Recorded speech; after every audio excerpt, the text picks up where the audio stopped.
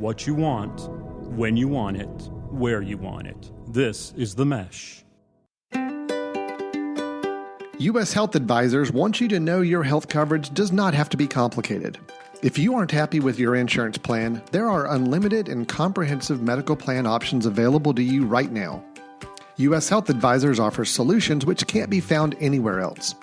They can even offer you the ability to purchase more coverage if and when you need it. U.S. Health Advisors offers fair rates and no surprises. Sounds nice, doesn't it? If you'd like to know more, contact U.S. Health Advisors at 828-554-3032 or by email at daniel.bryant@ushadvisors.com.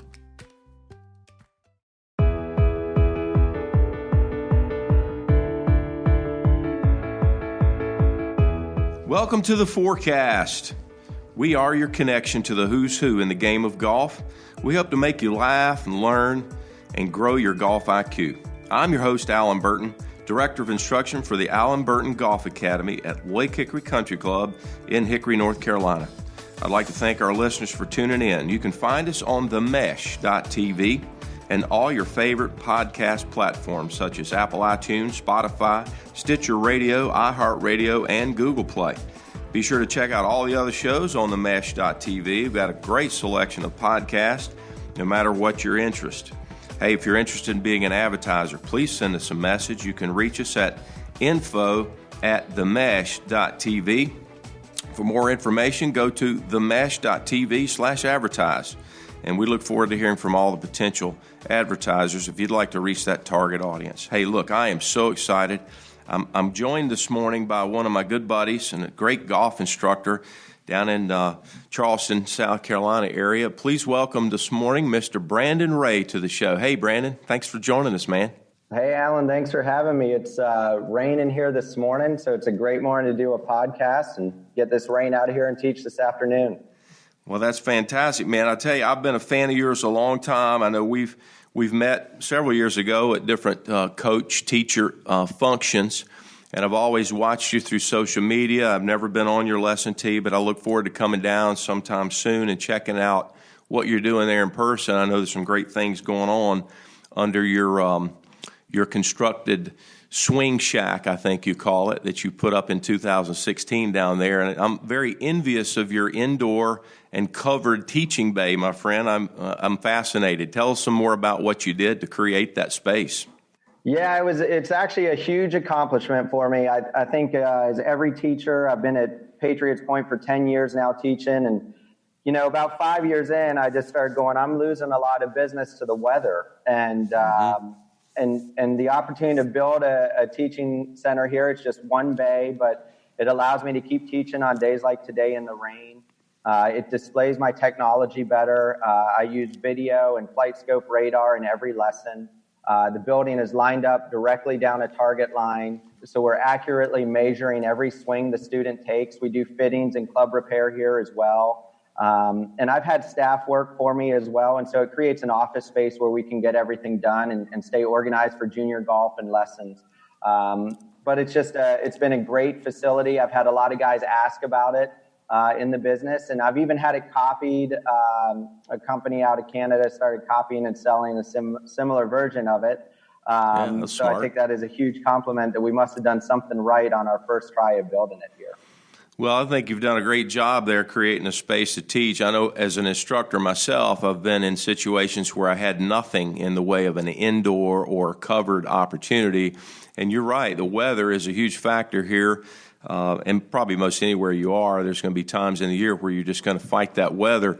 Fortunately for me, I did get an indoor opportunity over at Catawba Springs in the last 3 years, and I've enjoyed teaching in an indoor environment where that technology can really be utilized correctly and keep it safe and dry and all the things that we're looking to do.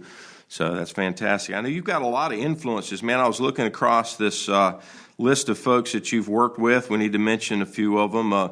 Mike Perpich, of course, our good buddy David Orr, Ted Fort, Lynn Blake. And most recently, I know you've made several trips out to Los Angeles, the Westlake Village area, to spend some time with George Gankus, and Gigi himself is really kind of moving the needle a little bit on social media and doing a lot for our game. And I know you've been out to see him quite a bit. Tell us about how that relationship started and what's going on there.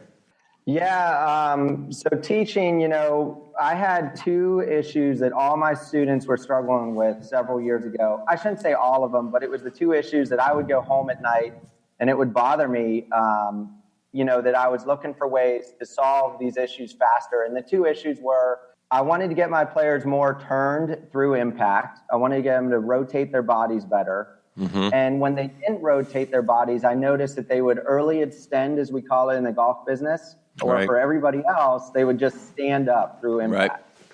Right. Yep. And so I had a student come in, Mark Paulson, and he had the worst looking setup I'd seen that week. His back was hunched over, and he didn't look very athletic at address. And I went to correct the setup, and he goes, "No, that's what I'm working on. I got it from George Gankus, and it allows me to stay down and rotate through the shot." Mm-hmm. And I got it on video, and he was correct. What he was doing was actually creating where he would start with his armpits over his kneecaps and the balls of his feet. And when you do that, your back's going to look more rounded, mm-hmm. and your belt line is going to be more level. So your butt's not going to be stuck out. Mm-hmm. And starting that way, taller, allows you to get where you can get your butt stuck out more on the downswing and get your back to flatten or extend. So it created the alignments I was looking for. Sure. And so, from there, I started doing research on George, and I went to coach camp, and I think we were at the same coach camp, and I heard George talk, and it was just one of those moments where I said, I got to go start hanging out on this guy's lesson tee and see him do it live. Sure. And so I've been out 5 separate weeks to hang out with George. I've taken over 10 lessons myself from George, and I've seen him teach over 100 lessons. And during that time, it's probably been about 16 months that I've been going to see George live. I've increased my club head speed by 8 to 10 miles an hour on the driver, which is about 30 yards of distance for me. Yeah, well, that's huge. And I've seen the same results with my players. Well, I think it's fascinating, for me as a coach, too, to figure out what ways we can use to get players to move better. And sometimes you don't want to always make the assumption that it's the player's inability to move. It might be their positioning and how they're trying to use their body and what they've been told to do. So, let's go into some depth a little bit with that setup position. You talk about getting the armpits over the kneecaps, and then the straight line from there would move on down to the balls of the player's feet. What are the things that you're thinking that physically this position is doing to give that player an edge or an ability to move better? Well, so there's a couple of things I would say. That one is that you always hear the comment, golf is a game of opposites. And in this case, I think it's dead on. So when we get set up too athletically with our butt out and we get on our toes, the natural inclination when you get on your toes is to jump or to move vertically from there. Mm-hmm. So if you do the opposite and you get where you're set up taller, then you can move down as the motion continues. And so that setup is really the start of 3 or 4 things that I think George does that allows his players to rotate better and to get into the ground. And so the second thing that I was going to mention is when you start taller like that, my players and I feel like we're lighter. And everybody on the Golf Channel and everything says you got to use the ground. Mm-hmm. And so where you should be using the ground never really gets mentioned, but that should be when the left arm is parallel to the ground on the downswing. Mm-hmm. We call that P5 or position 5. Right. And so if we set up taller, we can start working into the ground at P5, left arm parallel to the ground on the downswing. So then we can push off the ground to continue our rotation. Sure. And so it starts with the setup. But the other factors that are going to affect it from there is going to be, in the backswing, making sure the club face doesn't roll too open, making sure that even at the top of the swing, we're still tall and extending our spine. We're not getting into the ground too early, so we can do it at that P5 position on the downswing. So at the point, really cool to see the results. Yeah, so at the point that the player has transitioned and their left arm is parallel to the ground, using force plates or pressure measuring technology on the ground, do you see that they have most of their pressure at that point on the forward foot, 90% there at that point? Yeah, so this would be kind of like a key difference in the way George describes the movement and that I've seen help with my players. So a lot of conventional instruction has been that from the top of the backswing to P5 on the downswing or left arm parallel, there's a movement into the left foot hard with the pressure, and that is an effective way of doing it. But if you bump your hips laterally to do that, or you're sliding, then you could be giving up rotation. And so what George's players are doing is they're actually trying to stay centered over the golf ball and rotate as that pressure moves to the left foot, but there's not a lateral slide. Mm-hmm. Now, that's not to say that there is no slide in George's golf swing. What happens is with his players like Matt Wolff is that lateral motion is later, closer to impact. So it's after the P5 alignment that they're starting to move laterally. So they feel like they rotate first, and then they move forward towards the target. Now, pressure could be going to the left foot just by that rotation. Mm-hmm. Sure. Did you find that there's, players, their ball placement has to be appropriate for proper contact? If they're struggling a little bit, what do you find you do with their ball placement when you're putting these pieces into place? Yeah, I think, ball placement, the cool thing about teaching and watching anybody teach is, I feel like ball placement is something that's not a constant for every player. If we look at, a Jack Nicklaus, he played every ball forward. Sure. Arnold Palmer was more middle on irons. And so, I'm willing to adjust ball placement to make sure that the low point of the swing is in front of it. The other thing I want to do is make sure that I'm getting enough rotation and forward movement by impact that sternum is getting more over or in front of the golf ball, because that's going to help get that low point in front of that ball. Sure, and I think sometimes golfers are instinctful in ways that are harmful. If you give them a very forward ball position, they may move laterally very early in transition just to try and get to a more forward ball location. So it's interesting how the ball influences their lateral movement versus their rotational movement. Do you find that to be true as well? Yeah, I agree 100% with that. And, what we've talked about so far, sounds really technical, but if we were to back up and let's say we had a beginner and we're talking about low point, I always start with a half swing and I have them hit the ground and brush the ground. Mm-hmm. And then I have them spot where they're brushing the ground relative to their feet. And we put the ball there in the beginning. Sure. So the low point is just in front of the ball. And then we kind of start building that golf swing off of it. Because as technical as we've been so far, I think the order that you teach a golf swing is always going to be controlling low point first so you can get the ball airborne. Sure. Then getting a centered contact. Let's get that ball in the center of the club face so we get a consistent distance. But that centered contact is actually also going to influence the direction a little bit. So we want to get it on the center of the face, and then we want to align the face, and then we build the golf swing around that, really. Absolutely. It's all about building the swing so that you can control the ball and make it do what you want it to do, isn't it? Yeah, it is. And it's a lot of fun once we get that going. I've got a group of high school juniors now that I'm working with that are, they're starting to score in the 70s all the time and hit the ball further. And, that's the most rewarding thing about teaching is once that player starts getting a ball flight that they can take on the golf course, that's when it really gets fun. Yeah. Seeing what they can do with it from there.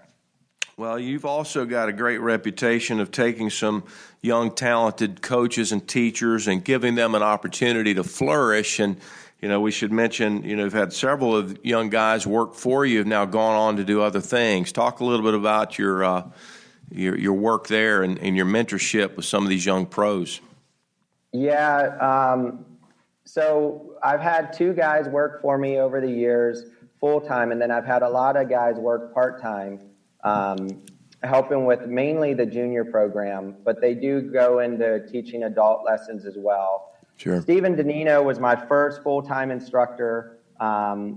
He was a great guy. He was great at teaching, and he actually introduced me to stuff like Joseph Mayo's information back in the day when TrackMan Maestro was his name, and we were all learning about the radar Sure. and how to use it. And Steve then went on to work for Todd Sones, a great putting and short game coach who also does full swing in Chicago. And then from there, he went on to Andrew Rice, who we all know does coach camp and a lot of great things down in Savannah. And now Steve's on to do his own academy. And so he's doing great in Chicago, teaches outdoors, and then does a dome in the winter. And then most recently, Christian Freiland was my junior golf leader. He's the best I've ever had with kids, just super patient, makes it fun, and our kids loved him. He is a Clemson grad and got an opportunity to go be assistant professional there and look at growing their junior program and lesson business at the Walker course at Clemson. And, I can't blame him. Clemson's got a pretty good football team right now, so I think it was a good time to move to that golf course and hang out and watch his alumni play. But I'm really proud of those guys and stuff like the Swing Shack. My dad was an entrepreneur, and, I love the teaching part of the business, but I actually like the business part of it too, of being able to develop programs and these guys and then see them go out and do it on their own as well. Yeah, it's always difficult when you lose a talented associate that you've put some time and energy into training and developing, and probably learned as much off of them as they learned off of you, but it's always hard to let them go. But, at the end of the day, you're almost like a parent. You say, hey, look, it's time for you to fly, and it does make us proud when we see that happen for sure. So kudos to you for being that mentor, sending those guys out into the world to do great things in our business. You've got a lot of ranking yourself, with being a top U.S. Kids Golf Master Coach, and that's something a great honor that I share with you as well. I think that's fantastic, and you've had a lot of success with young players, as you mentioned, these young players that you're coaching that'll do great things. But you're a player yourself, and let's talk a little bit about your interest in staying a player as well as a coach, and what drives your passion to compete. And you've had some success there, so tell us about your playing.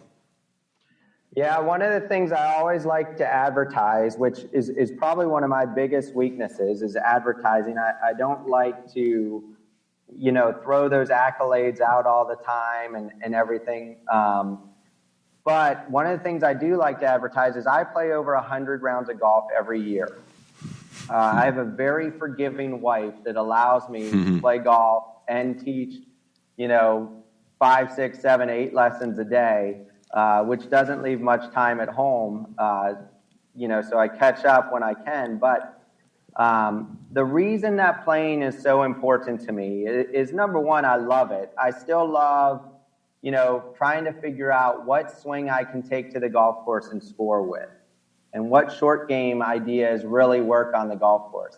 But then I want to apply that to my students. Everything that I teach, I try and test before I apply it. Anything I've learned from George over the last 16 months, which a lot of it has been really helpful, but I think with everybody, I've thrown a few ideas out that I'm like, I can't do that. And I may go back to it or what have you, but I test it on the golf course and then take it out to my students. The other thing that I try and do is, this high school group that I'm working with, I try and control the lesson tee where we're not doing all technique.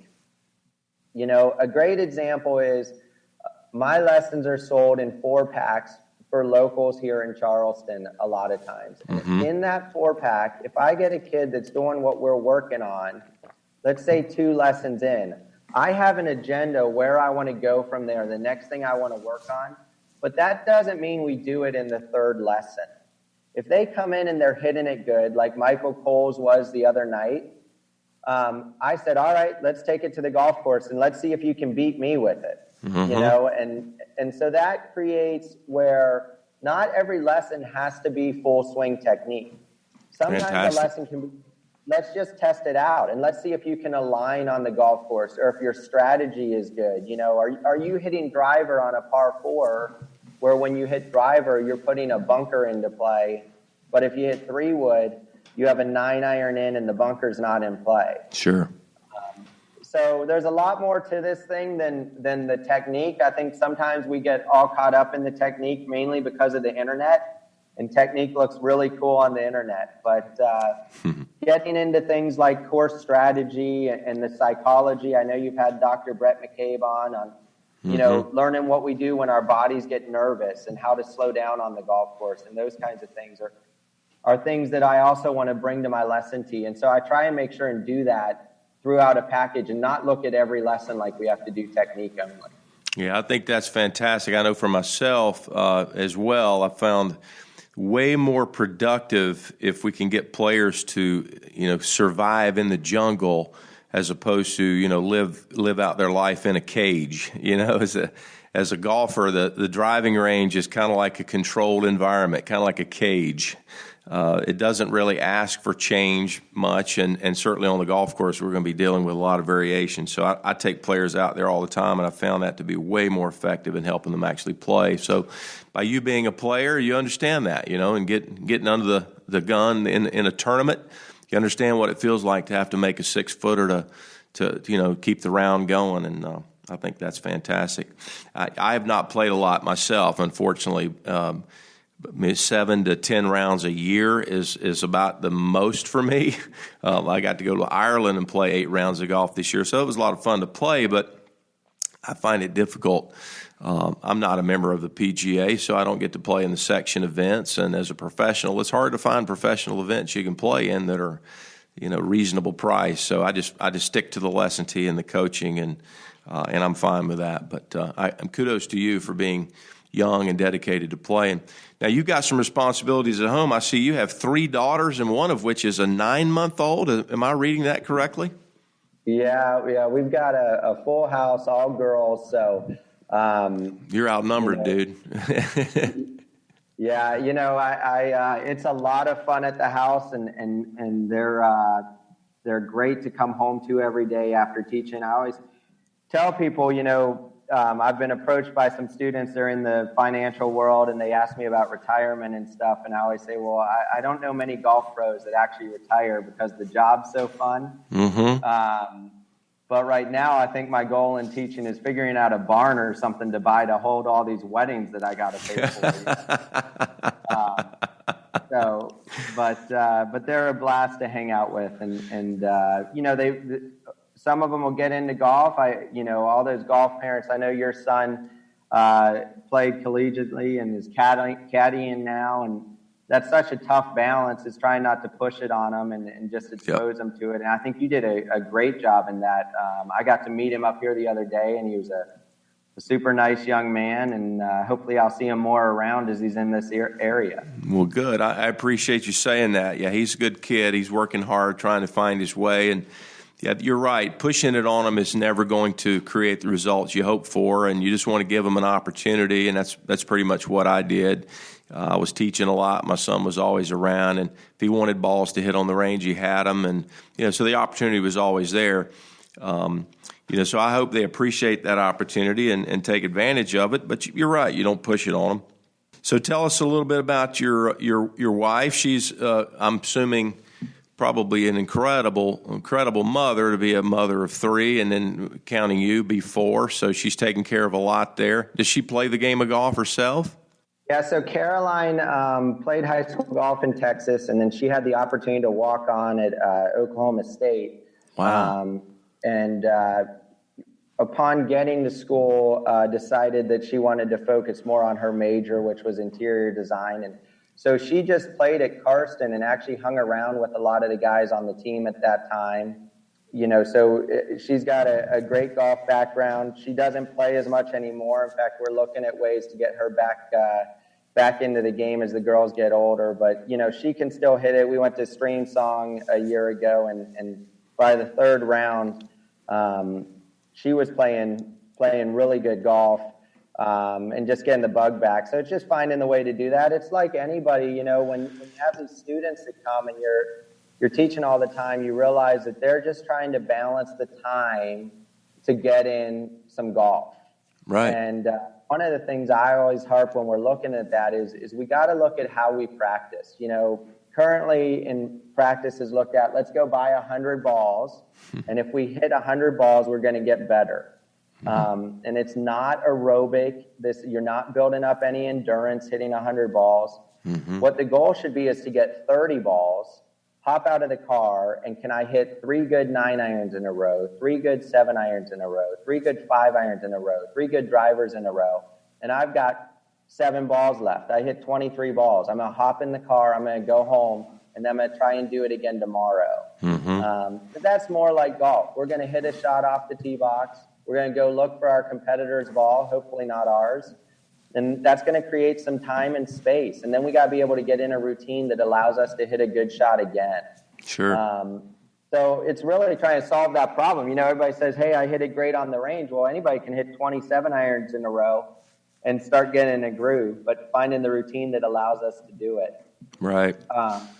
Speaking of that, Alan, one of the questions I really wanted to ask you about while we were on is just like, one of the things I want to improve in my instruction, especially with my players, is putting. And I know you're really well known for that, and done a lot of aim point work. And, you know, one of the things I find is the routine part of putting. And just kind of what you found in terms of green reading, time, and even starting the stroke that's the most successful for your players. Well, that's a great question. I work on pre-shot routine a lot with players, trying to help them understand how to engineer their best pre-shot routine so that they can perform. And there's no absolute formula for it, but I do feel that the majority of good players have a solid mental and physical routine. I want them to understand that there's a difference between the mental aspects of your routine and the physical aspects of your routine. And you could look at any good player and watch them on television on Saturday or Sunday's round and watch them go through a very repetitive physical series of movements where they position themselves in a certain place to get the best read and select their target. Whatever process they use to come up with that target is up to the player. I certainly do recommend they take an aim point class with me and get that education so they have some real awareness of what the physical factors are that are going to affect the way that ball behaves on the ground. But with the routine, there's a pretty basic guide that I would use with most players. I'd say, let's talk about step one. Step one might be what I would call see it. And I want them to see the putt for what it is, see the putt that they're facing, and take in all the factors of that putt. Pretty deep rabbit hole here, but you're going down, but see a distance, see a slope, see a target. See the ball move at the pace you want it to move, and see the ball go in the hole. And so all the things that go into building a good routine, I think, start with their visualization and their target selection and their just general awareness of what they're dealing with a putt. And most often, players are skipping that step, that significant step, to really see the putt, see it successfully go in the hole, and create that picture. So if they skip that step, then the whole system kind of fails, really. The second step, I would say, is for the majority of players is to feel it and trying to make maybe rehearsal strokes that would rehearse some sense of feel in the stroke that they're going to use. And the majority of what I'm wanting them to feel is their mechanisms for creating proper speed delivery. So if they feel the stroke, they're not feeling for any perfection in the arc or perfection in the line. They're feeling the energy that they're applying to the ball to kind of create the distance they want the ball to travel. And again, that to me is something that's rehearsed. It's something that's deep. I could talk about stroke length. I could talk about timing and rhythm and hitting the ball solid and all the physical factors that might influence how much energy a ball receives from a stroke. But the idea is the player's feeling that. They're not trying to be technical or mechanical. They're just feeling how much energy they want the ball to leave the putter with. Step 3 is simply arranging the putter and aiming it. So I say that aim it. They got to point the putter somewhere when they put it behind the ball.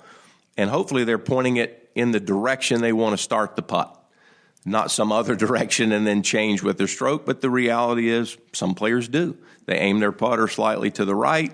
They rotate the putter a little bit and release the face and hit it on the line they're intending to. So another deep rabbit hole. But step 3 I would refer to as aim it.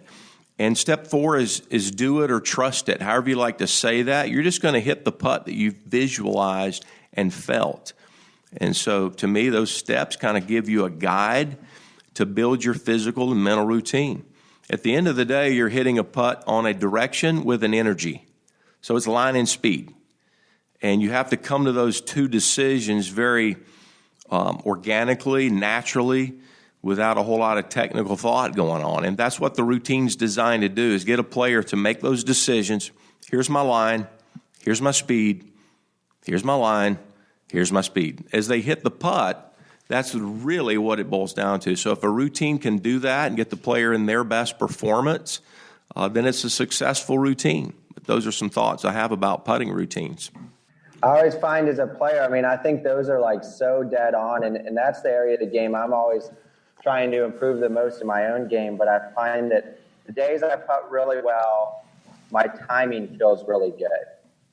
And I often wonder, I was never a great musician, and I would say putting's the weaker part of my game. And I know you're more musically inclined, and I wonder if that's just part of the, natural skills that some players have that others don't, is that timing element of that whole routine. When the timing's on, it seems a lot easier to control that speed.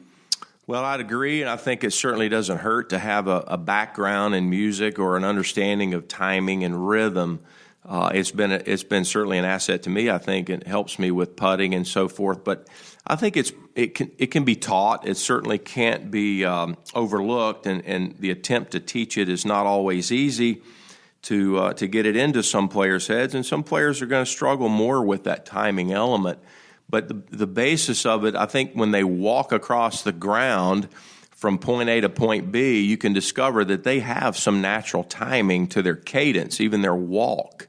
And if they're not musical, you can say, well, are you aware of when you walk, you have a rhythm, a tempo, and try to maybe match up to something that's natural to that person that they already do subconsciously without thinking about it.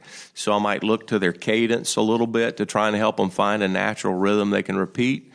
But yeah, it's interesting. I've put players on, metronome before, and sometimes with success, and other times you can tell that their awareness of that beat is not very good. You're trying to get them to feel 76 beats per minute on your metronome, and they have no clue where to start the stroke or anything. And it's like, well, okay, that's not going to work with this person. So you do experience different avenues of success, but it's not a one-size-fits-all. It's certainly a challenge that I enjoy. I'm certainly on the putting green a lot with people saying, well, you probably would benefit greatly by learning how to two-putt from 25 feet instead of worrying about hitting a 320-yard drive, You can't dunk a basketball. Doesn't necessarily mean you can't shoot a foul shot, We got to be able to do that. That definitely sounds like the art of teaching, the way you're adjusting that to the player, some that are bad on the metronome, which would definitely be me. But when you listen to these podcasts and stuff, I mean, I can tell you, just listening to you, something that I'm going to go out and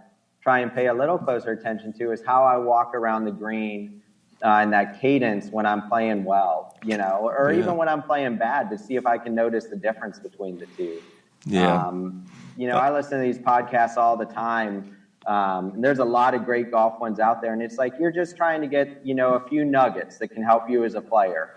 Well, that's right. And as a coach, I think we're always looking for gold and digging, so to speak, for gold nuggets. But the idea is it doesn't really mean there's one way any of this is done. And that's why we're always looking for that next gold nugget. We can apply a tool to a particular task, and there's a lot of different screwdrivers when you go into Lowe's Hardware, and there's a reason for that. A lot of different screws to turn on our lesson tee, and we're fascinated. We're probably the biggest questions unanswered guys, and that's why we get up every day. We got to answer some more questions for our players, and passionate coaches and teachers we're kind of a rare breed, but that's what gets us going and keeps us going for sure. It's a cool industry to see all the guys in it that are, I think most guys that are teachers are teaching because they love it, and it's cool to see it, and This past year hanging out with George and seeing his passion on the tee and how much fun they have has been infectious on my tee. And we do a lot more joking around and having fun, but with technique. And, you mentioned those screwdrivers. George probably would be the brightest screwdriver at Lowe's. He'd probably stand out the most, but it's been fun learning his differences, and it's not saying that they're the only way, but there've been some of those discoveries, like we were just talking about, that I've enjoyed using on my lesson tee.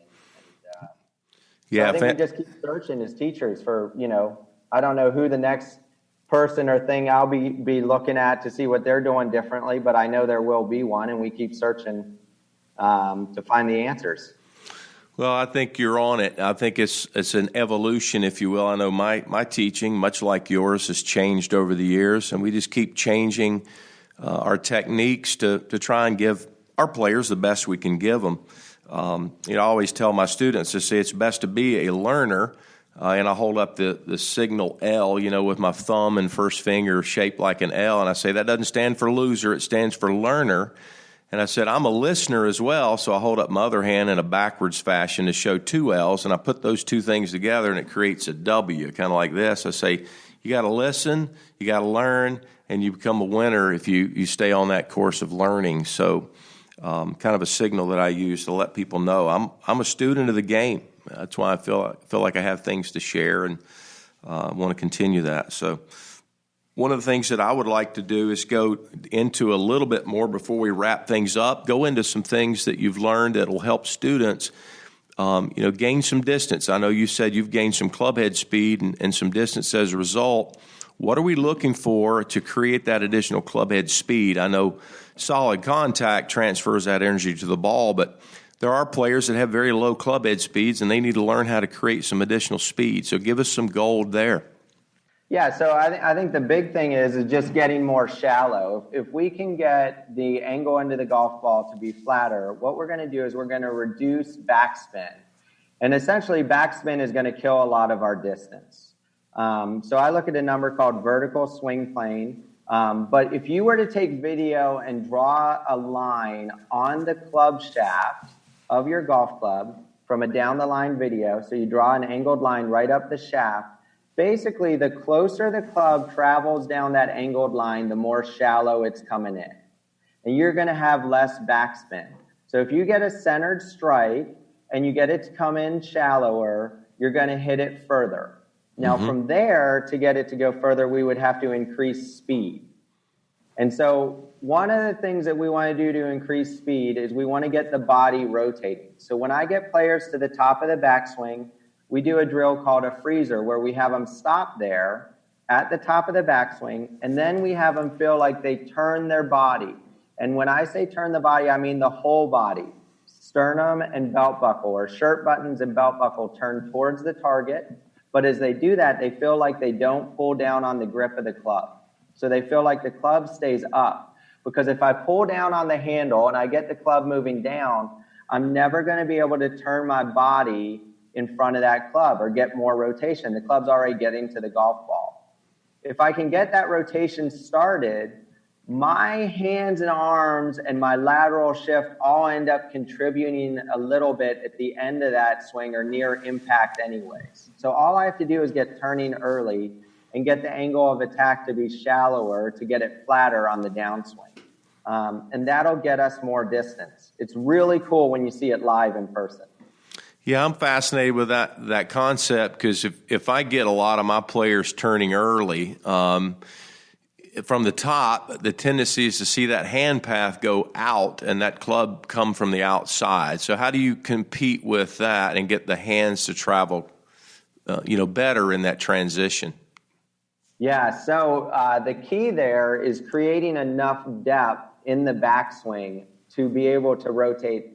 Because the hand path actually does go out. It goes on an angled line, so we're looking at it going down and out at the same time.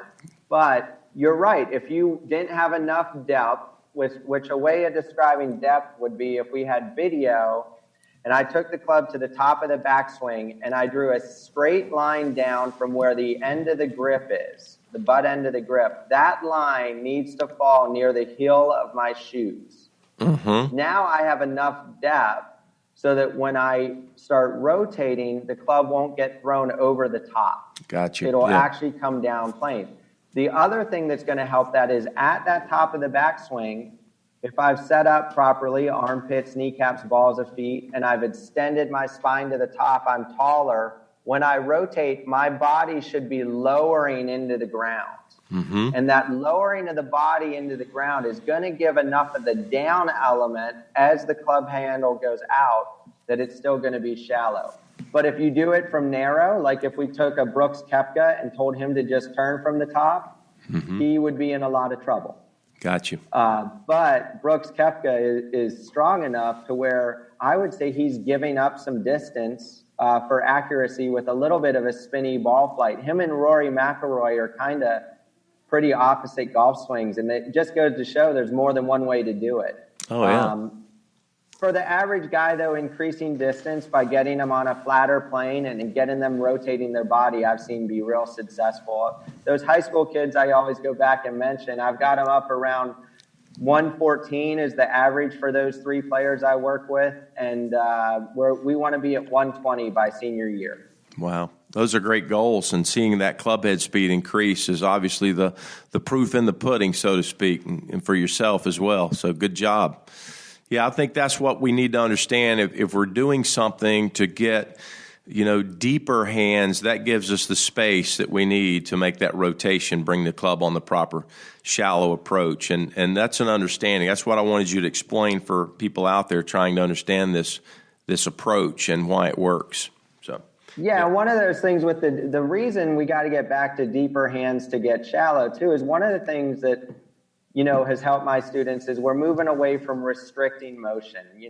We got in where we were teaching players to have the right knee bent in their backswing, and that restricted the abilities hips to turn and the chest to turn. So if I allow my right leg to straighten, not all the way to a locked position, but allow it to straighten, I'm always going to get more rotation. And so, the body works kind of like pistons. I've got to have the right side of my body extend or lengthen like a piston, okay, to get more rotation. And then what's going to happen is I'm going to have that piston go back down into the ground, and now my left side of my body is going to start to extend or lengthen like a piston to keep the rotation going. Right. If we don't get that full extension, we're not going to turn as much. Yep, totally agree. That's fantastic. So what we want to leave the listeners with is some ways to get in touch with you. I know you have a website. It's lowcountrylessons.com. And any other social media addresses you want to mention, things that you're on, and active places to see Brandon Ray in action? Yeah, the main thing I post now is on Instagram. It's Low Country Lessons on Instagram. You can check out my info there and see all my players, and we like to have a good time with that page. We just got our 500th post up the other day, and always looking for more followers there. So please check out Low Country Lessons on Instagram, and if you're in Charleston, come by and see the Swing Shack and get in for a lesson. Well, Brandon, I tell you, you and I could go on forever talking about golf and the golf swing, and I hope you'll come back on a show in the future. It's been great having you, my friend, and I look forward to coming down and checking out the Swing Shack in person myself very soon. Alan, thanks for having me. I got to get up your way, and we got to work on some putting, my man. Well, I'd love to have you come up and bring the flat stick, and let's enjoy some time together, my friend. All right, buddy. Thank you. Hey, thanks again. Brandon Ray, our guest today on The Forecast. I want to, again, remind all of our listeners, if you have comments or would like to get in touch with us here, you can do so at info@themesh.tv. Reach me personally at allenburtongolf.com. And please, listeners, seek out Brandon Ray. If you're in the Charleston area, stop by and see him over at the fantastic facilities there and enjoy the Swing Shack and Brandon's knowledge, because he's a fantastic golf coach and has a lot to share. Thanks again for listening today. I'm your host, Allen Burton. It's been fun. We'll see you next time on The Forecast.